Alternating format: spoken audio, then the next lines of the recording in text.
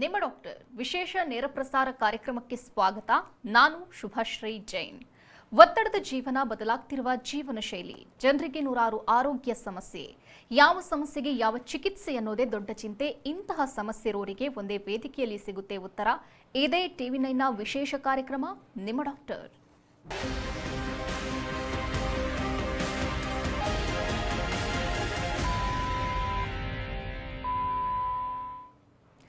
ಬಂಜೆತನ ಇತ್ತೀಚಿನ ದಿನದಲ್ಲಿ ಹೆಣ್ಣು ಮಕ್ಕಳಲ್ಲಿ ಕಂಡುಬರುವಂತಹ ಸಮಸ್ಯೆಗಳಲ್ಲಿ ಒಂದಾಗಿದೆ. ಕಲುಷಿತ ಗಾಳಿ, ಪೋಷಕಾಂಶರಹಿತ ಆಹಾರ, ಅನುಚಿತ ಜೀವನ ಶೈಲಿ, ತಿಂಗಳ ಋತುಚಕ್ರದಲ್ಲಿ ಕ್ರಮಬದ್ಧತೆ ಇಲ್ಲದಿರುವುದು ಕೂಡ ಬಂಜೆತನಕ್ಕೆ ಕಾರಣವಾಗಬಹುದು. ತಾಯ್ತನ ಅನುಭವಿಸಬೇಕು ಎನ್ನುವರು ಮಕ್ಕಳನ್ನ ಪಡೆಯುವಲ್ಲಿ ಶೂನ್ಯ ಕಾಣ್ತಿದ್ದಾರೆ. ಆದರೆ ಆಧುನಿಕ ಶಸ್ತ್ರಚಿಕಿತ್ಸೆ ಹಾಗೂ ಆರೈಕೆಗಳಿಂದ ಗರ್ಭಕೋಶವನ್ನ ಫಲವತ್ತತೆಯಿಂದ ಕೂಡಿರುವಂತೆ ಮಾಡಬಹುದು. ಮಕ್ಕಳನ್ನ ಪಡೆಯುವ ಆಸೆ ಬಿಟ್ಟವರು ಸಹ ತಮ್ಮ ಕನಸನ್ನ ನನಸಾಗಿಸಿಕೊಳ್ಳಬಹುದು. ಹಾಗಾದ್ರೆ ಮಕ್ಕಳನ್ನ ಪಡೆಯುವುದಕ್ಕೆ ಪೂರಕವಾದ ಚಿಕಿತ್ಸೆ ಯಾವುದು? ಈ ಬಗ್ಗೆ ಹೆಚ್ಚಿನ ಮಾಹಿತಿ ನೀಡಲಿದ್ದಾರೆ ಆಸ್ಪೈರ್ ಫರ್ಟಿಲಿಟಿ ಸೆಂಟರ್ನ ವೈದ್ಯರಾದ ಅಶ್ವಿನಿ GB. ಡಾಕ್ಟರ್, ಕಾರ್ಯಕ್ರಮಕ್ಕೆ ಸ್ವಾಗತ. Thank you. ಇನ್ನು ವೀಕ್ಷಕರೇ, ಟಿವಿ ಸ್ಕ್ರೀನ್ನಲ್ಲಿರುವಂತಹ ಸಂಖ್ಯೆಗೆ ಕರೆ ಮಾಡೋ ಮೂಲಕ ತಾವು ಡಾಕ್ಟರ್ ಜೊತೆ ನೇರವಾಗಿ ಮಾತನಾಡಬಹುದು. ಡಾಕ್ಟರ್, ಇತ್ತೀಚಿನ ದಿನದಲ್ಲಿ ಹೆಣ್ಣು ಮಕ್ಕಳಲ್ಲಿ ಈ ಬಂಜೆತನ ಅನ್ನುವಂಥದ್ದು ಸ್ವಲ್ಪ ಹೆಚ್ಚಾಗಿ ಕಂಡು ಬರ್ತಾ ಇದೆ. ಮೇ ಬಿ ಅವರು ಮದುವೆ ಆಗ್ತಿರೋದು ತಡವಾಗಿರ್ಬೋದು, ಅಥವಾ ಕೆಲವೊಂದು ಬ್ಯಾಡ್ ಹ್ಯಾಬಿಟ್ಸ್ನಿಂದಲೋ ಏನೋ ಈ ಇನ್ಫರ್ಟಿಲಿಟಿ ಅನ್ನುವಂಥದ್ದು ಸಾಮಾನ್ಯವಾಗಿ ಕಾಣಿಸ್ಕೊಳ್ತಿದೆ ಹೆಚ್ಚಿನ ಜನರಲ್ಲಿ. ಯಾಕಾಗಿ? ಒಂದು ಮಹಿಳೆಯರು ಇವಾಗ ಕೆಲಸ ಮಾಡ್ತಾರೆ, ಎವ್ರಿಬಡಿ ಈಸ್ ವರ್ಕಿಂಗ್. ಸೊ ಇದರಿಂದ ಅವರು ಪ್ರೆಗ್ನೆನ್ಸಿ ಕಡೆ ನೋಡ್ತಿರೋದು ಲೇಟ್ ಆಗ್ತಾ ಇದೆ. ಸೊ ಯೂಶ್ವಲಿ ಒಂದು ಕಾಲದಲ್ಲಿ 20-25ರಲ್ಲಿ ಆಲ್ರೆಡಿ ಫಸ್ಟ್ ಮಗು ಆಗಿರ್ತಾ ಇತ್ತು. ಈಗ 30-35 ಆದರೂ ಕೂಡ ನನಗಿನ್ನೂ ಪ್ರೆಗ್ನೆನ್ಸಿ ಬೇಡ ಅನ್ನೋದು ತುಂಬ common. So this is one of the main reasons why ಇದು ಮುಂದುವರಿತಾ ಇದೆ. ಅದಲ್ಲದೆ ಇದು ಕೆಲಸದ ಒತ್ತಡ, ಕೆಲಸದಲ್ಲಿ ನಿರಂತರ ಬ್ಯುಸಿ ಇರೋದ್ರಿಂದ ದಂಪತಿಗಳಲ್ಲಿ ಮೆನ್ ಆಗಲಿ ವಿಮೆನ್ ಆಗಲಿ ಇಬ್ಬರಲ್ಲೂ ಕೂಡ stress is having a great effect. So ಪುರುಷರಲ್ಲಿ ವೀರ್ಯಾಣು ಕೌಂಟ್ ಕಮ್ಮಿ ಆಗೋದು, ಮೊಟಿಲಿಟಿ ಕಮ್ಮಿ ಆಗೋದು, ಇದೆಲ್ಲ ಕಾಮನ್ ಆಗಿಬಿಟ್ಟಿದೆ. ಮದ್ಯಪಾನ, ಧೂಮಪಾನ ಸೇವನೆ ಕೂಡ ತುಂಬ ಆಗಿರೋದ್ರಿಂದ ಇದೆಲ್ಲ ಎಫೆಕ್ಟ್ಸ್ ದ ಸ್ಪರ್ಮ್. ಸಿಮಿಲರ್ಲಿ ವಿಮೆನಲ್ಲಿ ಇವಾಗ ಪ್ರೆಗ್ನೆನ್ಸಿ ಕಡೆ ಲೇಟಾಗಿ ನೋಡುತ್ತಿರೋದ್ರಿಂದ ಸೊ ಬಂಜೆತನ problems are becoming more and more. Okay doctor, ಸಾಕಷ್ಟು ಜನರಿಗೆ ಕನ್ಫ್ಯೂಷನ್ ಇದೆ. ಅಂದರೆ ಡಾಕ್ಟರ್ನ ನಾವು ಯಾವಾಗ ಕನ್ಸಲ್ಟ್ ಮಾಡಬೇಕು ಅನ್ನೋದು, ಇದ್ರ ಬಗ್ಗೆ ತಾವೇನು ಹೇಳ್ತೀರಾ? ಯೂಶ್ವಲಿ ಇನ್ಫರ್ಟಿಲಿಟಿ ಡೆಫಿನೇಷನ್ ಅಂದರೆ ಬಂಜೆತನ ಅಂತ ಯಾವಾಗ ನಾವು ಕರಿತೀವಿ ಅನ್ನೋದು ತೊಗೊಂಡ್ರೆ ಲೆಸ್ ದೆನ್ 35 ಇಯರ್ಸ್ ವಿಮೆನಲ್ಲಿ, ಅಂದರೆ ಮಹಿಳೆಯರು 35 ವರ್ಷಕ್ಕಿಂತ ಕೆಳಗಿರೋರಲ್ಲಿ ಅಂಥ ದಂಪತಿಗಳಲ್ಲಿ ಅಟ್ಲೀಸ್ಟ್ 1 ವರ್ಷ ನ್ಯಾಚುರಲ್ ಆಗಿ ಟ್ರೈ ಮಾಡಬೇಕು. ಅದರಲ್ಲಿ ಪ್ರೆಗ್ನೆನ್ಸಿ ನಿಂತ್ಕೊಳ್ಳಿಲ್ಲ ಅಂದರೆ ಟೆಸ್ಟ್ ಎಲ್ಲ ಮಾಡೋದು ಒಳ್ಳೆಯದು. Similarly women who are above 35 years ಆದ ನಂತರ 6 ಮಂತ್ಸ್ ಟ್ರೈ ಮಾಡಿ 6 ಮಂತ್ಸಲ್ಲಿ ಪ್ರೆಗ್ನೆನ್ಸಿ ನಿಂತ್ಕೊಳ್ಳಿಲ್ಲ ಅಂದರೆ ಮುಂದುವರಿಯೋದು ವಾಸಿ. ಓಕೆ ಡಾಕ್ಟರ್, ತಮ್ಮಲ್ಲಿ ಬರುವಂತಹ ಫೀಮೇಲ್ ಏನಿದ್ದಾರೆ ಅವರಿಗೆ ಯಾವೆಲ್ಲ ಟೆಸ್ಟ್ಗಳನ್ನು ಫಸ್ಟ್ ಟೈಮಲ್ಲಿ ತಾವು ಹೇಳ್ತೀರಾ? ವಿಮೆನಲ್ಲಿ ಬಂದು hormone test, pelvic scan first visit ಬಂದಾಗ ಒಳ್ಳೆಯ ಹಿಸ್ಟ್ರಿ ತೆಗೆದ್ಬಿಟ್ಟು ಅವರಲ್ಲಿ ಮುಂಚೆ ಯಾವ್ದಾದ್ರು ಸರ್ಜರೀಸ್ ಆಗಿದೆಯಾ, ಮೆಡಿಕಲ್ ಪ್ರಾಬ್ಲಮ್ಸ್ ಇದೆಯಾ ಎಲ್ಲ ತಿಳ್ಕೊಂಡಾದಮೇಲೆ ಫಸ್ಟ್ ಪೆಲ್ವಿಕ್ ಸ್ಕ್ಯಾನ್ ಅಂತ ಮಾಡ್ತೇವೆ. ಸ್ಕ್ಯಾನಲ್ಲಿ ಅಂಡಾಶಯ ಕರೆಕ್ಟ್ ಇದೆಯಾ, ಯೂಟ್ರಸ್ ಗರ್ಭಾಶಯ ಕರೆಕ್ಟ್ ಇದೆಯಾ, ಕರೆಕ್ಟಾಗಿ ಸೈಕಲ್ಸ್ ಬರ್ತಾ ಇದೆಯಾ, ಅದೆಲ್ಲ ಚೆಕ್ ಮಾಡ್ಕೊಂಬಿಟ್ಟು ಲೇಟರ್ ಹಾರ್ಮೋನ್ ಟೆಸ್ಟ್ ರೆಕಮೆಂಡ್ ಮಾಡ್ತೇವೆ. ಹಾರ್ಮೋನ್ ಟೆಸ್ಟು ಇವಾಗ ಥೈರಾಯ್ಡ್ ಡಿಸಾರ್ಡರ್ಸ್ ಆಗಲಿ, ಫರ್ಟಿಲಿಟಿ ಹಾರ್ಮೋನ್ ಕಮ್ಮಿ ಇದೆಯಾ ಅದನ್ನೆಲ್ಲ ಚೆಕ್ ಮಾಡ್ಕೊಳ್ಳಿಕ್ಕೆ ಕೆಲವೊಂದು ಹಾರ್ಮೋನ್ ಟೆಸ್ಟ್ ಮಾಡ್ತೇವೆ. ಅದೆಲ್ಲ ನಾರ್ಮಲ್ ಬಂದಿದ್ದಲ್ಲಿ ಒಂದು ಥರ್ಡ್ ಟೆಸ್ಟ್ ಟ್ಯೂಬಲ್ ಟೆಸ್ಟಿಂಗ್ ಅಂತ ಹೇಳೋದು. ಟ್ಯೂಬ್ಸ್ ಆದ ಸ್ಟ್ರಕ್ಚರ್ಸ್ ಅದರಿಂದನೇ ಅಂಡಾಣು ಗರ್ಭಾಶಯದ ಒಳಗಡೆ ಬರೋದು. ಸೊ ಟ್ಯೂಬ್ಸ್ ಬ್ಲಾಕ್ ಆಗಿದ್ರು ಕೂಡ ಬಂಜೆತನ problem common. So tubal testing only if ಇದೆರಡು ನಾರ್ಮಲ್ ಇದ್ದು ವೀರ್ಯಾಣು ಕೌಂಟ್ ಪುರುಷರಲ್ಲಿ ನಾರ್ಮಲ್ ಇದ್ದರೆ then tubal test becomes the next testing. Okay doctor, age ಎಷ್ಟು ಇಂಪಾರ್ಟೆಂಟ್ ಆಗುತ್ತೆ ಪ್ರೆಗ್ನೆನ್ಸಿ ವಿಚಾರಕ್ಕೆ? ಮಹಿಳೆಯ ಏಜ್ ಎಕ್ಸ್ಟ್ರೀಮ್ಲಿ ಇಂಪಾರ್ಟೆಂಟ್. ಯಾಕಂದರೆ ಪುರುಷರಲ್ಲಿ ಬೇರೆ ವಿಚಾರ, ಪುರುಷರಲ್ಲಿ even at 50 years ವೀರ್ಯಾಣು count, motility, morphology ಎಲ್ಲ ಇಂಟ್ಯಾಕ್ಟ್ ಇರುತ್ತೆ. somehow nature is partial to men. So whereas in women, ಮಹಿಳೆಯರಲ್ಲಿ 30 ಆದಮೇಲೆ ಫರ್ಟಿಲಿಟಿ ಕಮ್ಮಿ ಆಗ್ತಾ ಹೋಗುತ್ತೆ. ಈ ಕಮ್ಮಿ ಆಗೋದು ಇನ್ನೂ ಜಾಸ್ತಿ ಸ್ಟೀಪಾಗಿ ಕಮ್ಮಿ ಆಗುತ್ತೆ 35 ವರ್ಷ ಆದಮೇಲೆ. ಸೊ ಆದ ಕಾರಣ ಮಹಿಳೆಯರು ಯಾವಾಗ ಪ್ರೆಗ್ನೆನ್ಸಿ ಪ್ಲಾನ್ಸ್ನ ಪೋಸ್ಟ್ಪೋನ್ ಮಾಡಲಿಕ್ಕೆ ಯೋಚನೆ ಮಾಡ್ತಾರೋ always they have to check whether their fertility is intact, ಅವ್ರ ಫರ್ಟಿಲಿಟಿ ಹಾರ್ಮೋನ್ಸ್ ನಾರ್ಮಲ್ ಇದೆಯಾ, ಅಂಡಾಣು ನಂಬರ್ ನಾರ್ಮಲ್ ಇದೆಯಾ ಎಲ್ಲ ತಿಳ್ಕೊಂಬಿಟ್ಟು ಪೋಸ್ಟ್ಪೋನ್ ಮಾಡೋದು ವಾಸಿ. Otherwise always in their 30s pregnancy ಬಗ್ಗೆ ಯೋಚನೆ ಮಾಡೋದು ಒಳ್ಳೆಯದು. ಇನ್ ಕೇಸ್ ಅದರಲ್ಲೂ ಕೂಡ ಅವ್ರು ಪೋಸ್ಟ್ಪೋನ್ ಮಾಡೋ ಆಸೆ ಇದ್ದಲ್ಲಿ, ಸಪೋಸ್ ಕೆರಿಯರಲ್ಲಿ ಏನೋ ಬ್ರೇಕ್ ಥ್ರೂ ನಡೀತಾ ಇದೆ and they still want to postpone. ಇವಾಗ ನೀವು ಕೇಳಿರ್ಬೋದು ಸೆಲೆಬ್ರಿಟೀಸ್ ಎಲ್ಲ, ಪ್ರಿಯಾಂಕಾ ಚೋಪ್ರಾ ರೀಸೆಂಟ್ಲಿ ಹೇಳಿದರು ಅವರು ಫ್ರೀಸ್ ಮಾಡಿದರು ಅಂಡಾಣುಗಳನ್ನ ಅಂತ. So that is one technology that has come now, that women postpone ಮಾಡೋದಿದ್ರೆ they can freeze the eggs prior hand, so that even fertility ಕಮ್ಮಿ ಆದರೂ ಕೂಡ they have a backup. Okay, modern life ಸ್ಟೈಲಿಂದಾಗಿ ಸಾಕಷ್ಟು ದೇಹದಲ್ಲಿ ನಾವು ಬದಲಾವಣೆಗಳನ್ನು ಕಾಣಿರ್ಬೋದು, ಜೊತೆಗೆ ಆರೋಗ್ಯದಲ್ಲಿ ಸಮಸ್ಯೆಗಳನ್ನು ಕೂಡ ಕಂಡಿರಬಹುದು. ಲೈಫ್ ಸ್ಟೈಲ್ ಎಷ್ಟು ಇಂಪಾರ್ಟೆಂಟ್ ಆಗುತ್ತೆ? ಒಳ್ಳೆ ಆಹಾರ ಪದ್ಧತಿ ಆಗಲಿ, ರೆಗ್ಯುಲರ್ ಎಕ್ಸಸೈಸ್, ನಿಯಮಿತವಾಗಿ ವ್ಯಾಯಾಮ ಮಾಡೋದಾಗಲಿ, ಇದೆಲ್ಲ ತುಂಬ ತುಂಬ ಇಂಪಾರ್ಟೆಂಟ್.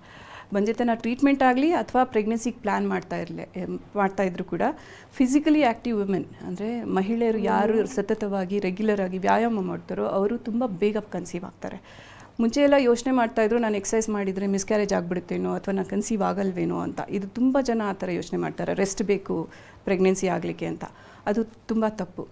ಯಾರು ರೆಗ್ಯುಲರಾಗಿ ವ್ಯಾಯಾಮ ಮಾಡ್ತಾರೋ ಆ್ಯಂಡ್ ಪೀಪಲ್ ಹೂ ಪೌಷ್ಟಿಕ ಆಹಾರ ಯಾರು ತೊಗೊತಾರೋ ಆ್ಯಂಡ್ ಆಲ್ಸೋ ಮಾಂಸನ ಊಟದಲ್ಲಿ ಕಮ್ಮಿ ಮಾಡಬೇಕು. Meet is not a great thing. ಯಾಕಂದರೆ ಈಗಿನ ಕಾಲದಲ್ಲಿ ಮೀಟ್ ತುಂಬ ಪೊಲ್ಯೂಟೆಡ್ ಇದೆ. ಸಿಮಿಲರ್ಲಿ ಹಾಲಿನ ಪದಾರ್ಥನ ಆದಷ್ಟು ಕಡಿಮೆ ಮಾಡೋದು ಒಳ್ಳೆಯದು. So basically plant based nutrition and ಪೌಷ್ಟಿಕ ಆಹಾರ ಇದು ಎರಡೂ ತುಂಬ ಹೆಲ್ಪ್ ಮಾಡುತ್ತೆ ಟು ಅಚೀವ್ ಪ್ರೆಗ್ನೆನ್ಸಿ ಫಾಸ್ಟಾಗಿ. ಎಕ್ಸಸೈಸ್ ಇದೆಲ್ಲ ತುಂಬಾ ಇಂಪಾರ್ಟೆಂಟ್ ಅಂತ ತಾವು ಹೇಳ್ತಿದ್ರೆ. ಓಕೆ ಡಾಕ್ಟರ್, ಇನ್ನು IVF ಬಗ್ಗೆ ಮಾತನಾಡೋದಾದ್ರೆ IVF ಚಿಕಿತ್ಸೆ ಹೇಗೆ? ಫಸ್ಟ್ ಆಫ್ ಆಲ್ IVF ಬಂದು ಫುಲ್ ಫಾರ್ಮ್ ಬಂದು ಇನ್ ವಿಟ್ರೋ ಫರ್ಟಿಲೈಸೇಷನ್. ಅಂದರೆ ದೇಹದ ಹೊರಗಡೆ ಅಂಡಾಣು ವೀರ್ಯಾಣುನ ಜೋಡಣೆ ಮಾಡಿ ಭ್ರೂಣನ ಗರ್ಭಾಶಯದಲ್ಲಿ ಹಾಕೋದು. ಅದಕ್ಕೆ ಇನ್ ವಿಟ್ರೋ ಫರ್ಟಿಲೈಸೇಷನ್ ಅಂತ ಹೇಳೋದು. ಸೊ ಈ ಪ್ರಾಸೆಸ್ಸಲ್ಲಿ ಏನಾಗುತ್ತೆ ಅಂದರೆ ಯೂಶಲಿ ಈ ಪ್ರಾಸೆಸ್ ಬೇಕಾಗಿರೋದು ಪುರುಷರಲ್ಲಿ ವೀರಾಣು ಕೌಂಟ್ ತುಂಬ ಕಮ್ಮಿ ಆಗಿದ್ರೆ, ಅಥವಾ ಮಹಿಳೆಯರಲ್ಲಿ ಅಂಡಾಣು ಕೌಂಟ್ ಕಮ್ಮಿ ಆಗಿದ್ರೆ, ಅಥವಾ ಟ್ಯೂಬ್ಸ್ ಬ್ಲಾಕ್ ಆಗಿದ್ರೆ, ಅಥವಾ ಮಹಿಳೆ ಆಲ್ರೆಡಿ 38 ಇಯರ್ಸ್ 39 ಇಯರ್ಸ್ ಆ ವಯಸ್ಸಲ್ಲಿದ್ದರೆ ಇಂಥವರಲ್ಲೆಲ್ಲ IVF ಹೇಳ್ತೀವಿ. ಸಿಮಿಲರ್ಲಿ ಎಂಡೋಮೆಟ್ರಿಯೋಸಿಸ್ ಅಂತ ಕೆಲವೊಂದು ಪ್ರಾಬ್ಲಮ್ಸ್ ಇದೆ, ಫೈಬ್ರಾಯ್ಡ್ಸ್ ಅಂತ ಕೆಲವೊಂದು ಪ್ರಾಬ್ಲಮ್ಸ್ ಇದೆ. ಸೊ ಫೈಬ್ರಾಯ್ಡ್ ತೆಗ್ದಿರೋ ವಿಚಾರದಲ್ಲಿ ಪೆಲ್ವಿಕ್ ಅಡೇಷನ್ಸ್ ಆಗಲಿ, ಇನ್ಫೆಕ್ಷನ್ಸ್ ಇರಲಿ, ಈ ಥರ ಸಿಚುವೇಷನ್ಸಲ್ಲಿ ಅಂಡಾಣುನ ಹೊರಗಡೆ ತೆಗೆದ್ಬಿಟ್ಟು ಹಸ್ಬೆಂಡ್ ವೀರ್ಯಾಣು ಜೊತೆ ಜೋಡಣೆ ಮಾಡಿ ಭ್ರೂಣನ ಗರ್ಭಾಶಯದಲ್ಲಿ ಹಾಕಲಿಕ್ಕೆ ಇನ್ ವಿಟ್ರೋ ಫರ್ಟಿಲೈಸೇಷನ್ ಅಂತ ಹೇಳೋದು. ಓಕೆ ಡಾಕ್ಟರ್, ಕಾಲರ್ ಇದ್ದಾರೆ. ಆರತಿ ಅಂತ ಬಿಜಾಪುರದಿಂದ ಕರೆ ಮಾಡಿದ್ದಾರೆ. ನಮಸ್ತೆ ಆರತಿ ಅವರೇ. ಆರತಿ ಅವರೇ, ನನ್ನ ಧ್ವನಿ ಕೇಳಿಸ್ತಿದ್ಯಾ? ಡಾಕ್ಟರ್ ಇದ್ದಾರೆ, ಮಾತನಾಡಿ. ನಮಸ್ತೆ ಆರತಿ ಅವರೇ, ಹೇಳಿ. ನಮಸ್ತೆ ಮೇಡಮ್. ಅದು ಟಿವಿ ನೋಡಿದೆ ಮೇಡಮ್. ಇದು ಹಾಂ ಹೇಳಿ. ಅದಕ್ಕೆ ಮೇಡಮ್ ಈಗ ಮಕ್ಕಳು ನಿಮ್ಮ ಧ್ವನಿ ಸ್ಪಷ್ಟವಾಗಿಲ್ಲ, ಕ್ಲಿಯರ್ ಆಗಿ ಪ್ರಶ್ನೆ ಕೇಳಿ. ಹಲೋ. ಹಾಂ ಈಗ ಪರವಾಗಿಲ್ಲಮ್ಮ, ಹೇಳಿ. ಇಲ್ಲಮ್ಮ, ಇನ್ನೇ ಟಿವಿ ಒಳಗೆ ನೋಡಿದೆ ಮೇಡಮ್. ಹಲೋ, ಹೇಳಿ. ಕೇಳಿಸಲ್ಲ ಮೇಡಮ್? ಕೇಳಿಸ್ತಿದೆ, ನಿಮ್ಮ ಪ್ರಶ್ನೆ ಸ್ಪಷ್ಟವಾಗಿ ಕೇಳಿ.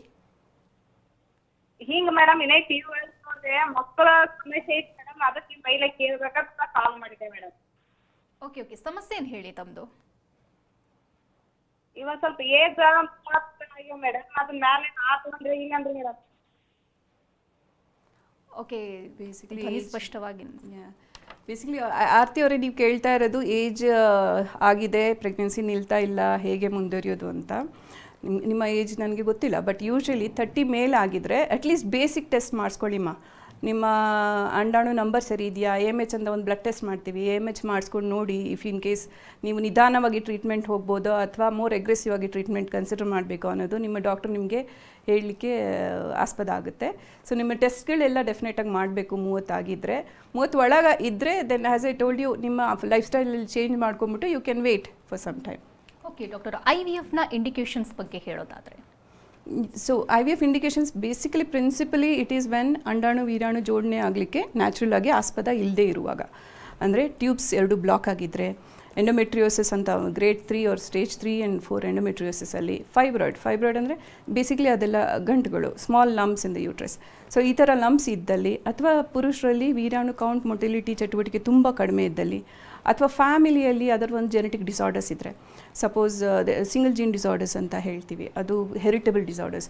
ಸೊ ಈ ಡಿಸಾರ್ಡರ್ಸ್ ಫ್ಯಾಮಿಲಿಯಲ್ಲಿದ್ದರೆ IVF ಮಾಡಿಬಿಟ್ಟು ಆ ಡಿಸಾರ್ಡರ್ಸ್ ನೆಕ್ಸ್ಟ್ ಜನ್ರೇಷನ್ಗೆ ಹೋಗಲಾರ್ದಲ್ಲೇ ನೋಡ್ಕೊಳ್ಳಿಕ್ಕೆ IVF ಅಲ್ಲಿ ಆಸ್ಪದ ಇದೆ.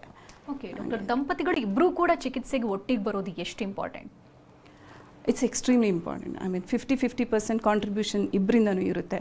ಸೊ ಯಾವಾಗಲೂ ಪ್ರತಿಯೊಂದು ಟೆಸ್ಟಿಗೂ ಆಗಲಿ ಹಸ್ಬೆಂಡ್ ವೈಫ್ ಇಬ್ಬರೂ ಬಂದು ಚಿಕಿತ್ಸೆನ ಅರ್ಥ ಮಾಡ್ಕೊಂಬಿಟ್ಟು ಪಾಸಿಬಿಲಿಟೀಸ್ ಹೇಗಿದೆ, ಏನಿದೆ, ಯಾವ ಮೆಥಡಾಲಜೀಸ್ ಯೂಸ್ ಮಾಡ್ತಿದ್ದೀವಿ ಅಂತ ಅರ್ಥಕೊಳ್ಳೋದು it's extremely important.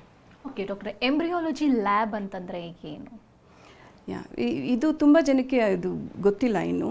Embryology lab ಅಂದರೆ it is the lab or it's the area where ಅಂಡಾಣು ವೀರ್ಯಾಣುನ ಜೋಡಣೆ ಮಾಡಿ ಭ್ರೂಣನ ಕಲ್ಚರ್ ಮಾಡ್ತೀವಲ್ಲ ಆ ಏರಿಯಾ. ಇದು ಎಕ್ಸ್ಟ್ರೀಮ್ಲಿ ಸ್ಟರೈಲ್ ಏರಿಯಾ ಆ್ಯಂಡ್ ಇದ್ರದ್ದು ಮೇಂಟೆನೆನ್ಸ್, ಟೆಂಪ್ರೇಚರ್ ಮೇಂಟೆನೆನ್ಸ್ ಆಗಲಿ, ಏರ್ ಕ್ವಾಲಿಟಿ ಮೇಂಟೆನೆನ್ಸ್ ಆಗಲಿ, ಎಕ್ವಿಪ್ಮೆಂಟ್ ಮೇಂಟೆನೆನ್ಸ್ ಆಗಲಿ ತುಂಬ ಇಂಪಾರ್ಟೆನ್ಸ್. ಅದು ಹೇಳ್ತಾರೆ ಒಂದು ಸ್ಟಡಿಯಲ್ಲಿ that 178 factors effect how embryo develops. So embryo ಡೆವಲಪ್ಮೆಂಟಲ್ಲಿ ಅಷ್ಟೊಂದು ಫ್ಯಾಕ್ಟರ್ಸ್ ಎಫೆಕ್ಟ್ ಆಗುತ್ತೆ. ಸೊ ಪ್ರತಿಯೊಂದು ಕೂಡ ರೂಮಲ್ಲಿ ಗಾಳಿ ಕ್ವಾಲಿಟಿ ಹೇಗಿದೆ, ಎಂಬ್ರಿಯಾಲಜಿಸ್ಟ್ ಅಂದರೆ ದ ಪರ್ಸನ್ ಅಂಡಾಣು ವೀರ್ಯಾಣುನ ಜೋಡಣೆ ಮಾಡುವ ಸ್ಕಿಲ್ ಉಳ್ಳ ಪರ್ಸನ್ಸ್, ಎಂಬ್ರಿಯಾಲಜಿಸ್ಟ್ ಅಂತೀವಿ ಅವರಿಗೆ. ಅವರು ಯಾರು ಲ್ಯಾಬಲ್ಲಿ ಎಂಟರ್ ಮಾಡ್ತಾರೆ ಅವರು ಪರ್ಫ್ಯೂಮ್ಸ್ ಯೂಸ್ ಮಾಡಬಾರ್ದು, ಮೇಕಪ್ ಯೂಸ್ ಮಾಡಬಾರ್ದು, hand wash is a must prior to going it. So this is what is embryology lab, and embryology lab is extremely critical IVF success ಆಗಲಿಕ್ಕೆ. Doctor, ಯಾವೆಲ್ಲ ಟೆಸ್ಟ್ಗಳನ್ನು ಮಾಡಬೇಕಾಗತ್ತೆ ಈ ಒಂದು ಲ್ಯಾಬ್ಗೆ ಸಂಬಂಧಪಟ್ಟಂಗೆ? ಲ್ಯಾಬಲ್ಲಿ ಯಾವೆಲ್ಲ ಟೆಸ್ಟ್ಗಳನ್ನು ಮಾಡ್ತೀರಾ ಅಂತ? ಲ್ಯಾಬ್ ಬೇಸಿಕಲಿ ಟೆಸ್ಟ್ ಅಲ್ಲ, ಅದು ಟ್ರೀಟ್ಮೆಂಟ್ ರೂಮ್ ಅಂದರೆ ಇವಾಗ IVF ಅಲ್ಲಿ ಎಗ್ ಕಲೆಕ್ಷನ್ ಪ್ರೊಸೀಜರ್ ಏನಾಗುತ್ತೆ, ಅಂಡಾಣುಗಳನ್ನ ತೆಗೆದ ಮೇಲೆ ಅದು ಫಸ್ಟ್ ಹೋಗೋದೇ ಎಂಬ್ರಿಯಾಲಜಿ ಲ್ಯಾಬ್ಗೆ. ಯಾವಾಗಲೂ ಈ ಪ್ರೊಸೀಜರ್ ರೂಮ್ ಅಥವಾ ಸರ್ಜರಿ ವೇರ್ ಓವಮ್ ಪಿಕಪ್ ಆಗೋ ಏರಿಯಾ ಆವಾಗಲೂ ಎಂಬ್ರಿಯಾಲಜಿಗೆ ಪಕ್ಕದಲ್ಲೇ ಇರುತ್ತೆ. ಆ್ಯಂಡ್ ದ ಫಾಲಿಕ್ಯುಲರ್ ಫ್ಲೂಯಿಡ್ ಯಾವಾಗ ಆಸ್ಪಿರೇಟ್ ಆಗುತ್ತೋ ತಕ್ಷಣ ಅದನ್ನು ಎಂಬ್ರಿಯಾಲಜಿಯಲ್ಲಿ ತೊಗೊಂಡು ಸ್ಕ್ರೀನ್ ಮಾಡಿ ಇನ್ಕ್ಯುಬೇಟರ್ಸಲ್ಲಿ ಇಡೋದು ವೆರಿ ವೆರಿ ಇಂಪಾರ್ಟೆಂಟ್. ಇವಾಗ ಇದನ್ನೆಲ್ಲ ಹ್ಯಾಂಡಲ್ ಮಾಡಬೇಕಾದ್ರೆ ಈ ಏರಿಯಾ ಅಲ್ಲಿ ಟೆಕ್ನಾಲಜಿ ತುಂಬ ಇಂಪ್ರೂವ್ಮೆಂಟ್ ಇದೆ. ಒಂದು ಕಾಲದಲ್ಲಿ IVF ಅಂದರೆ ಬರೀ ಅಂಡಾಣು ವೀರ್ಯಾಣುನ ಜೊತೆಗಿಡ್ತಾ ಇದ್ವಿ. ಅದಾದಮೇಲೆ ಬಂದಿದ್ದು ICSI ಅಂದರೆ ಇಂಟ್ರಾಸೈಟೋಪ್ಲಾಸ್ಮಿಕ್ ಸ್ಪರ್ಮ್ ಇಂಜೆಕ್ಷನ್. ಅದರಲ್ಲಿ ಸ್ಪರ್ಮ್ನ ಸೆಲೆಕ್ಟ್ ಮಾಡಲಿಕ್ಕೆ, ಯಾವ ಸ್ಪರ್ಮ್ ನಾರ್ಮಲ್ ಇದೆ ಅಂತ ಸೆಲೆಕ್ಟ್ ಮಾಡೋಕ್ಕೆ ಸ್ಪರ್ಮ್ ಸೆಲೆಕ್ಷನ್ ಟೆಕ್ನಿಕ್ಸ್ ಬಂದಿವೆ. ಇಂಟ್ರಾಸೈಟೋಪ್ಲಾಸ್ಮಿಕ್ ಸ್ಪರ್ಮ್ ಇಂಜೆಕ್ಷನ್ ಅಂದರೆ ಸ್ಪರ್ಮ್ನ ಸೆಲೆಕ್ಟ್ ಮಾಡಾದಮೇಲೆ ಅಂಡಾಣು ಒಳಗಡೆ ಇಂಜೆಕ್ಟ್ ಮಾಡೋದು. ಇದರಿಂದ ಎಂಬ್ರಿಯೋ ಕ್ವಾಲಿಟಿ ಚೆನ್ನಾಗಿರುತ್ತೆ, ಒಳ್ಳೆ ಇಂಪ್ಲಾಂಟಬಲ್ ನಾರ್ಮಲ್ ಎಂಬ್ರಿಯೋ ಸಿಗೋ ಚಾನ್ಸಸ್ ತುಂಬ ಹೈ ಇರುತ್ತೆ. ಮೋಸ್ಟ್ ಆಫ್ ದಿ ಟೈಮ್ ಸಾಕಷ್ಟು ಜನರಿಗೆ ಕನ್ಫ್ಯೂಷನ್ ಇರುತ್ತೆ ಡಾಕ್ಟರ್. ಅಂದರೆ IVF ಚಿಕಿತ್ಸೆ ತಗೊಂಡ ನಂತರದಲ್ಲಿ ನಾವು ನಾರ್ಮಲ್ ಆಗಿ ಇರಬಹುದಾ, ಹೇಗೆ ಚಿಕಿತ್ಸೆಯ ನಂತರದಲ್ಲಿ ನಮ್ಮ ಟೇಕ್ ಕೇರ್ ಹೆಂಗಿರಬೇಕು, ಮೊದಲಿನ ಥರ ನಾವು ಕೆಲಸ ಮಾಡ್ಕೊಂಡಿರ್ಬೋದಾ, ಹೇಗೆ? ಇದು ತುಂಬ ಒಳ್ಳೆ ಕ್ವಶನ್ನು. ಯಾವಾಗಲೂ ಎಲ್ಲರೂ ಇದರಲ್ಲಿ ಕನ್ಫ್ಯೂಷನಲ್ಲಿರ್ತಾರೆ. ಒಂದು ಮಿತ್ ಇದರಲ್ಲಿ ಏನಂದರೆ ಜನ ಯೋಚನೆ ಮಾಡ್ತಾರೆ ಎಂಬ್ರಿಯೋ ಟ್ರಾನ್ಸ್ಫರ್ ಆದಮೇಲೆ ನಾನು ರೆಸ್ಟಲ್ಲಿರಬೇಕು, ನಾನು ಅಲ್ಲಾಡಿದರೆ ಎಂಬ್ರಿಯೋ ಬಿದ್ದೋಗ್ಬಿಡ್ಬೋದಾ, ಅಥವಾ ನಾನು ಏನಾದ್ರು ಕೆಲಸ ಮಾಡಿದರೆ ಅಬಾರ್ಷನ್ ಆಗಿಬಿಡ್ಬೋದಾ ಅಂತ. ಇದು ತುಂಬ wrong notion. Very very important ಏನು ಅಂದರೆ ಫಿಸಿಕಲ್ ಮೊಬಿಲಿಟಿ. ನಮ್ಮಲ್ಲಿ ಎಂಬ್ರಿಯೋ ಟ್ರಾನ್ಸ್ಫರ್ ಆದಮೇಲೆ we suggest rest only for 2 days. Rest ಅಂದರೂ ಕೂಡ ನಾವು ಹೇಳೋದು ಫಿಸಿಕಲ್ ಆಮೇಲೆ ಮೆಂಟಲ್ ಸ್ಟ್ರೆಸ್ಸಲ್ಲಿ ಇರ್ಕೊಡ್ದು ಮಹಿಳೆ. ಆದಷ್ಟು ಕಾಮ್ ಆಗಿರಬೇಕು, ಸ್ಟ್ರೆಸ್ ಫ್ರೀ ಇರಬೇಕು. ಆ 2 days ಇಂಪ್ಲಾಂಟೇಷನ್ ಆಗೋದು ಕೆಲಸ ಮುಗ್ದೋಗಿರುತ್ತೆ. ಅದಾದಮೇಲೆ ನೀವು ಏನು ಮಾಡಿದರೂ ಕೂಡ ಅದರ ಔಟ್ಕಮ್ ಚೇಂಜ್ ಆಗಲ್ಲ. So it's very important that ನೀವು ರೂಟೀನ್ ಕೆಲಸ ಕಂಟಿನ್ಯೂ ಮಾಡಬೇಕು, ರೆಗ್ಯುಲರ್ ಎಕ್ಸಸೈಸ್ ಕಂಟಿನ್ಯೂ ಮಾಡಬೇಕು. 12 days ಆದಮೇಲೆ ಪ್ರೆಗ್ನೆನ್ಸಿ ಟೆಸ್ಟ್ ಇರುತ್ತೆ. ಪ್ರೆಗ್ನೆನ್ಸಿ ಟೆಸ್ಟ್ ಪಾಸಿಟಿವ್ ಬಂದಲ್ಲಿ ಪ್ರೆಗ್ನೆನ್ಸಿಯಲ್ಲೂ ಕೂಡ ರೂಟೀನ್ ಆ್ಯಕ್ಟಿವಿಟೀಸ್ ಕಂಟಿನ್ಯೂ ಮಾಡೋದು ತುಂಬ ಇಂಪಾರ್ಟೆಂಟ್. ಓನ್ಲಿ ಆ ಪ್ರೆಗ್ನೆನ್ಸಿಯಲ್ಲಿ ಏನಾದ್ರು ಪ್ರಾಬ್ಲಮ್ ಕಂಡು ಬಂದಲ್ಲಿ, ಅಂದರೆ ಇದು ಪ್ರೆಗ್ನೆನ್ಸಿ ಸುತ್ತ ಹೆಮರೇಜ್ ಆಗಿರೋದಾಗಲಿ ಅಥವಾ ಬ್ಲೀಡಿಂಗ್ ಆಗಿರೋದಾಗಲಿ ಅಥವಾ ಪೇನ್ ಇದ್ದರೆ ಮಾತ್ರ ಬೆಡ್ ರೆಸ್ಟ್. ಅದರ್ವೈಸ್ ಅವ್ರು ರೂಟೀನ್ ಆ್ಯಕ್ಟಿವಿಟೀಸ್ ಮಾಡೋದು ಎಕ್ಸ್ಟ್ರೀಮ್ಲಿ ಇಂಪಾರ್ಟೆಂಟ್. ಓಕೆ ಡಾಕ್ಟರ್, ಒಬ್ಬ ದಂಪತಿಗೆ ಲಾಸ್ಟ್ ಹೋಪ್ ಅನ್ನೋದೇ IVF. ಇನ್ ಕೇಸ್ ಇದು ಫೇಲ್ಯೂರ್ ಆದರೆ ಏನು? ಇದು ಅನದರ್ ಮಿತ್. ಲಾಸ್ಟ್ ಹೋಪ್ ಅಂತ ಯಾವಾಗಲೂ ಅನ್ಕೋಬಾರ್ದು. IVF is the first step. IVF ಅಲ್ಲಿ ನೀವು ಮತ್ತೆ ಹೋಗ್ತಾ there are several other technologies that have come now. ಒಂದು ಬಂದು embryo selection technique. Embryo selection ಇವಾಗ ಯೂಶ್ವಲಿ IVF ಅಲ್ಲಿ ನಾವು ಮಾಡೋದೇನು ಅಂದರೆ ತುಂಬ ಅಂಡಾಣು ಬರಲಿಕ್ಕೆ ಇಂಜೆಕ್ಷನ್ಸ್ ಕೊಟ್ಬಿಟ್ಟು ಆ ಅಂಡಾಣುಗಳಲ್ಲಿ ಸೆಲೆಕ್ಷನ್ ಆಪ್ಷನ್ಸ್ ತುಂಬ ಇರುತ್ತೆ. ಸೊ ಯೂಶ್ವಲಿ ಅಬೌಟ್ 40 to 50% ಭ್ರೂಣ ಫಾರ್ಮ್ ಆಗುತ್ತೆ. ಇವಾಗ 10 ಅಂಡಾಣುಗಳಿವೆ ಅಂದರೆ ಅಟ್ಲೀಸ್ಟ್ 4 to 5 ಒಳ್ಳೆ ಭ್ರೂಣಗಳು ಫಾರ್ಮ್ ಆಗ್ತವೆ. ಅದರಲ್ಲಿ ಯಾವ ಭ್ರೂಣ ಇಂಪ್ಲಾಂಟ್ ಆಗುತ್ತೆ, ಯಾವ ಭ್ರೂಣ ಒಳ್ಳೆ ಪ್ರೆಗ್ನೆನ್ಸಿ ಕನ್ವರ್ಟ್ ಆಗುತ್ತೆ ಅನ್ನೋದು ಐಡೆಂಟಿಫೈ ಮಾಡೋದೇ ಇವಾಗ ಸ್ವಲ್ಪ ಲಿಮಿಟೇಷನಲ್ಲಿದೆ.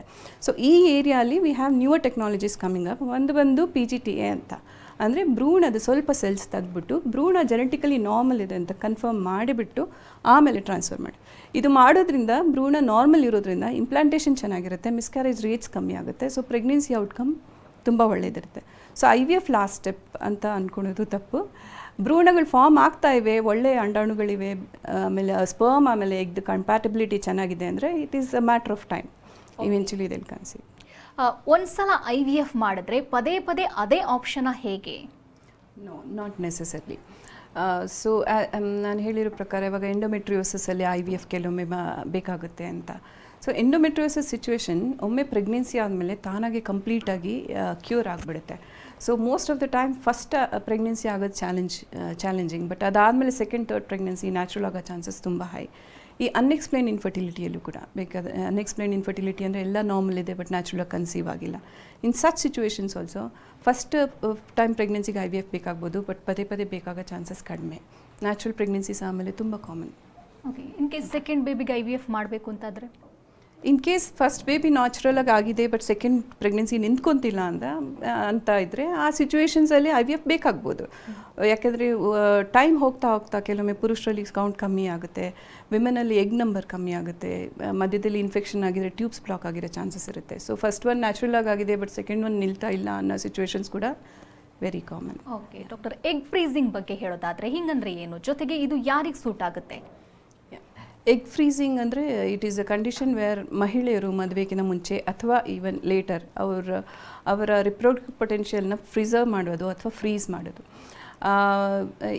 ಮಹಿಳೆಯರು 35-36ವರೆಗೂ ಪ್ರೆಗ್ನೆನ್ಸಿ ಬಗ್ಗೆ ಯೋಚನೆ ಮಾಡೋ ಸ್ಥಿತಿಯಲ್ಲಿಲ್ಲ, ಅವ್ರ ಕೆರಿಯರ್ ತುಂಬ ಇಂಪಾರ್ಟೆಂಟ್ ಇದೆ ಅಥವಾ ಬೇರೆ ಏನಾದ್ರು ಸಿಚುವೇಶನ್ಸಲ್ಲಿ ಅವ್ರ ಪ್ರೆಗ್ನೆನ್ಸಿ ಕಡೆ ನೋಡೋ ಅಂಥ ಸಿಚುವೇಶನ್ ಇಲ್ಲ ಅಂತ ಇರೋ ಪಕ್ಷದಲ್ಲಿ ಅಂಡಾಣುಗಳನ್ನ ಫ್ರೀಸ್ ಮಾಡಲಿಕ್ಕೆ ಎಗ್ ಫ್ರೀಸಿಂಗ್ ಅಂತ ಹೇಳ್ತೀವಿ. And this technology has become very common only because ಈಗ ವಿಟ್ರಿಫಿಕೇಷನ್ ಅಂತ ಒಂದು ಟೆಕ್ನಾಲಜಿ ಇದೆ. ವಿಟ್ರಿಫಿಕೇಷನ್ ಅಂದರೆ ಭ್ರೂಣನ ಫ್ರೀಸ್ ಮಾಡೋದು ಅಥವಾ ಎಗ್ನ ಫ್ರೀಸ್ ಮಾಡೋದು ಅಥವಾ ಸ್ಪರ್ಮ್ನ ಫ್ರೀಸ್ ಮಾಡೋದು. ಸೊ ವಿಟ್ರಿಫಿಕೇಷನ್ ಪ್ರೊಸೀಜರಲ್ಲಿ ಫ್ರೀಸ್ ಆಗಿರೋ ಅಂಡಾಣುಗಳ recovery usually most of 99 to 100% recovery ಇರುತ್ತೆ. ಸೊ ಈ 100% ರಿಕವರಿ ಇರೋದ್ರಿಂದ ಎಗ್ ಫ್ರೀಸಿಂಗ್ ತುಂಬ ಕಾಮನ್ ಆಗಿದೆ and that option is available for women ಈಗ. ಓಕೆ ಡಾಕ್ಟರ್, ಜಸ್ಟ್ ಕ್ಯೂರಿಯಾಸಿಟಿ, ಈ ಎಗ್ ಫ್ರೀಸಿಂಗ್ ಅನ್ನುವಂಥದ್ದಕ್ಕೆ ಏನಾದರೂ ವ್ಯಾಲಿಡಿಟಿ ಇದೆಯಾ, ಹೇಗೆ? ಇಲ್ಲ, indefinitely you can freeze, but usually ನಾವೆಲ್ಲ ಡಾಕ್ಟರ್ಸ್ ರೆಕಮೆಂಡ್ ಮಾಡೋದು ವಿಮೆನ್ಗೆ to have pregnancy before 45 at least. ಅದಕ್ಕಿಂತ ಮೇಲೆ ಹೋದರೆ ಮತ್ತು diabetes, hypertension, pregnancy complications ಜಾಸ್ತಿ ಆಗುತ್ತೆ. ಸೊ ಅಂಡಾಣು ಫ್ರೀಸ್ ಮಾಡಿದರೂ ಕೂಡ ಬೈ 40 ಅರೌಂಡ್ ಪ್ರೆಗ್ನೆನ್ಸಿನ ಬಗ್ಗೆ ಯೋಚನೆ ಮಾಡೋದು ಇಟ್ಸ್ ವೆರಿ ಇಂಪಾರ್ಟೆಂಟ್. ಇನ್ನೊಂದು ವಿಚಾರ ತಾವು ಕ್ಲಾರಿಫೈ ಮಾಡಲೇಬೇಕು ಡಾಕ್ಟರ್. ಸಾಕಷ್ಟು ಜನರು ಅಂದ್ಕೊಂಡಿದ್ದಾರೆ ನಾರ್ಮಲ್ ಆಗಿ ಆಗುವಂಥ ಮಗುಗೂ ಈ IVFನಿಂದ ಆಗುವಂಥ ಮಗುಗೂ ಡಿಫ್ರೆನ್ಸ್ ಇರುತ್ತೆ ಅಂತ ಹೇಳ್ತಾರೆ. ತಾವೇನು ಹೇಳ್ತೀರಾ? ಎವಿಡೆನ್ಸ್ ಪ್ರಕಾರ there is no difference. The problem ಏನು ಅಂದರೆ ಇವಾಗ ಮೋಸ್ಟ್ ಆಫನ್ IVF ಮಾಡೋದೇ ಪ್ರಾಬ್ಲಮ್ ಇದ್ದಾಗ, ಅಂದರೆ ಐದರ್ ವೈಫಲ್ಲಿ ಪ್ರಾಬ್ಲಮ್ ಆಗಲಿ, ಹಸ್ಬೆಂಡಲ್ಲಿ ಪ್ರಾಬ್ಲಮ್ ಆಗಲಿ ಅಥವಾ ಫ್ಯಾಮಿಲಿಯಲ್ಲಿ ಪ್ರಾಬ್ಲಮ್ ಇದ್ದಾಗ. ಸೊ ಅಂಥ ಸಿಚುವೇಶನ್ಸಲ್ಲಿ ಅದು ಸ್ವಲ್ಪ ಬಯಾಸ್ ಆಗುತ್ತೆ. ನೀವು ಅಬ್ನಾರ್ಮಲ್ ಕಿಡ್ ನೋಡಿದರೂ ಕೂಡ ಅದು ಪಾಸಿಬ್ಲಿ ಬಿಕಾಸ್ ಅದು ಅಬ್ನಾರ್ಮಲ್ ಪಾಪ್ಯುಲೇಷನ್ ಚೆಕ್ ಮಾಡ್ತಾ ಇರೋದ್ರಿಂದ. ಬಟ್ ಎವಿಡೆನ್ಸ್ ಪ್ರಕಾರ ಅಬ್ನಾರ್ಮಲಿಟಿ ಇನ್ ದ ಬೇಬಿಗೂ ಅಥವಾ ನ್ಯಾಚುರಲ್ ಕನ್ಸೆಪ್ಷನ್ಗೂ ಹಾರ್ಡ್ಲಿ 1% ಡಿಫ್ರೆನ್ಸ್ ಇದೆ. So absolute risk is very low. Okay doctor, ತಾವೇ ಹೇಳ್ದಂಗೆ ಈ ಇನ್ಫರ್ಟಿಲಿಟಿಗೆ ಮಹಿಳೆ ಎಷ್ಟು ಕಾರಣನೋ ಪುರುಷನು ಕೂಡ ಅಷ್ಟೇ ಕಾರಣ ಆಗಿರ್ತಾನೆ. ಯಾವೆಲ್ಲ ಸಮಸ್ಯೆಯಿಂದ ಆತ ಈ ಸಮಸ್ಯೆಗೆ ಒಳಗಾಗ್ತಾನೆ? ಬೇಸಿಕಲಿ ಪುರುಷರಲ್ಲಿ ಚೆಕ್ ಮಾಡಲಿಕ್ಕೆ ಟೆಸ್ಟ್ ಬಂದು ಒಂದು ಸ್ಪರ್ಮ್ ಅನಾಲಿಸಿಸ್ ಅಂತ ಹೇಳ್ತೀವಿ. That is a main test to identify whether a man is fine to have a good pregnancy. ಅದರಲ್ಲಿ ನಾವು ಮೂರು ಫ್ಯಾಕ್ಟರ್ಸ್ ತುಂಬ ಇಂಪಾರ್ಟೆಂಟಾಗಿ ಚೆಕ್ ಮಾಡೋದು. ಒಂದು, ವೀರ್ಯ ಕೌಂಟ್ ಸರಿ ಇದೆಯಾ, ವೀರ್ಯಾಣು ಮೊಟಿಲಿಟಿ ಸರಿ ಇದೆಯಾ, ಆಮೇಲೆ ವೀರ್ಯಾಣು ಮಾರ್ಫಾಲಜಿ ಅಂದರೆ ನೋಡಲಿಕ್ಕೆ ವೀರ್ಯಾಣು ನಾರ್ಮಲ್ ಇದೆಯಾ ಅಂತ. ಹೆಡ್, ಬಾಡಿ, ಟೇಲ್ 3 ಸ್ಟ್ರಕ್ಚರ್ಸ್ ಇರುತ್ತೆ ಸ್ಪರ್ಮಲ್ಲಿ. ಇದು ಅಲ್ಲದೆ ಈಗ ಒಂದು ನ್ಯೂ ಟೆಸ್ಟ್ ಬಂದಿದೆ, DNA ಫ್ರಾಗ್ಮೆಂಟೇಷನ್ ಇಂಡೆಕ್ಸ್ ಅಂತ. ಈ ಟೆಸ್ಟಲ್ಲಿ ಸ್ಪರ್ಮ್ DNA ಅಂದರೆ ವೀರ್ಯದ ಹೆಡ್ಡಲ್ಲಿ ಏನು DNA ಇದೆಯಾ ಅದು ಕರೆಕ್ಟಾಗಿ ಕಾಂಪ್ಯಾಕ್ಟ್ ಆಗಿ ಕರೆಕ್ಟಾಗಿ ಇದೆಯಾ ಅಂತ ಚೆಕ್ ಮಾಡಲಿಕ್ಕೆ ಸ್ಪರ್ಮ್ DNA ಫ್ರಾಗ್ಮೆಂಟೇಷನ್ ಟೆಸ್ಟ್ ಅಂತ ಹೇಳ್ತೀವಿ ನಾವು. ದಿಸ್ ಆಲ್ಸೋ ಈಗಿನ ಕಾಲದಲ್ಲಿ ತುಂಬ ಅಬ್ನಾರ್ಮಲಿಟಿ ಕಾಣ್ತಾ ಇರೋದು ಉಂಟು. DNA ಫ್ರಾಗ್ಮೆಂಟೇಷನ್ ತುಂಬ ಜಾಸ್ತಿ ಇದ್ದರೆ ಅದಕ್ಕೆ ಕೆಲವೊಂದು ಮೆಥಡ್ಸ್ ಇವೆ ಅದು ಅವಾಯ್ಡ್ ಮಾಡಲಿಕ್ಕೆ ಪ್ರೆಗ್ನೆನ್ಸಿ ಆಗಲಿಕ್ಕೆ. ಓಕೆ ಡಾಕ್ಟರ್, ಸಾಕಷ್ಟು ಇಂಪಾರ್ಟೆಂಟ್ ಆಗುತ್ತೆ ಗಂಡ ಹೆಂಡತಿ ಇಬ್ಬರಿಗೂ ಕೂಡ ಲೈಫ್ ಸ್ಟೈಲ್ ಅವ್ರದ್ದು ಹೆಂಗಿರಬೇಕು ಇಬ್ಬರಿದು? ಆ್ಯಸ್ ಐ ಮೆನ್ಷನ್ಡ್ ಆಲ್ರೆಡಿ, ಒಂದು ಕಪಲ್ ಪ್ರೆಗ್ನೆನ್ಸಿಗೆ ಏನು ಮಾಡ್ತಾ ಇದ್ದಾರೆ ಅಂದರೆ ಒಂದು ಬಂದು ಆಹಾರ ಪದ್ಧತಿ, diet extremely important. And in diet ಪೌಷ್ಟಿಕ ಆಹಾರ ಅದು ಒಂದು. ಪ್ಲ್ಯಾಂಟ್ ಬೇಸ್ಡ್ ಆಹಾರ is always good and plant based protein. ಈಗ ಮಾಂಸದಿಂದ ಡಿರೈವ್ಡ್ ಆಗಿರೋ ಪ್ರೋಟೀನ್ ಆಗಲಿ ಅಥವಾ ಹಾಲಿನ ಪದಾರ್ಥದಿಂದ ಡಿರೈವ್ ಆಗಿರೋ ಪ್ರೋಟೀನ್ ಆಗಲಿ, ಇದರಿಂದ ಇವಾಗ ಲೇಟೆಸ್ಟ್ ಎವಿಡೆನ್ಸ್ ಪ್ರಕಾರ ಸ್ವಲ್ಪ ಪ್ರಾಬ್ಲಮ್ಸ್ ಕಂಡು ಬರ್ತಾ ಇದೆ. So it is important to have good nutrition, good hydration ಅಂದರೆ ನೀರು ಆಮೇಲೆ ನೀರಿನ ಪದಾರ್ಥ at least 2 to 3 hours a day, and then ನಿಯಮಿತ ಎಕ್ಸಸೈಸ್, ವ್ಯಾಯಾಮ. So regularly being physically active for both men and women is very very important. ಸ್ಟ್ರೆಸ್ನ ಕಮ್ಮಿ ಮಾಡೋದು ಒಳ್ಳೆಯದು. ನಾವು ಸ್ಟ್ರೆಸ್ ಕಮ್ಮಿ ಮಾಡೋದು ಹೆಂಗೆ ಅನ್ನೋದು ಇಟ್ಸ್ $1 million ಕ್ವೆಶನ್, ಅದನ್ನು ಆನ್ಸರ್ ಮಾಡೋದು ಕಷ್ಟ. But yoga, meditation, all these things will help ಸ್ಟ್ರೆಸ್ನ ಕಮ್ಮಿ ಮಾಡಲಿಕ್ಕೆ. ಅದಲ್ಲದೆ ಮದ್ಯಪಾನ, ಧೂಮಪಾನನ ಅವಾಯ್ಡ್ ಮಾಡೋದು it's critical. Thank you doctor, ಸಾಕಷ್ಟು ಮಾಹಿತಿ ನೀಡಿದ್ರಿ. Thank you. ಇನ್ನು ವೀಕ್ಷಕರೇ, ಡಾಕ್ಟರನ್ನ ನೇರವಾಗಿ ಭೇಟಿಯಾಗಬೇಕು ಅಂದರೆ ಅಡ್ರೆಸ್ ಲೇಟ್ ಇಂತಿದೆ, ನೋಟ್ ಮಾಡ್ಕೊಳ್ಳಿ. ಆಸ್ಪೈರ್ ಫರ್ಟಿಲಿಟಿ ಸೆಂಟರ್ ನಂಬರ್ 2, 19ನೇ ಮುಖ್ಯ ರಸ್ತೆ, 4ನೇ ಸೆಕ್ಟರ್, HSR ಲೇಔಟ್, ಬೆಂಗಳೂರು 560102. ದೂರವಾಣಿ ಸಂಖ್ಯೆ 9620006410. ಮತ್ತೊಂದು ವಿಳಾಸ 4ನೇ floor, within Nathur hospital, 20/13, Sarjapur, Marathahalli road, Carmelaram Janata colony, Dodda Kannelli, Bengaluru. ದೂರವಾಣಿ ಸಂಖ್ಯೆ 9620006410.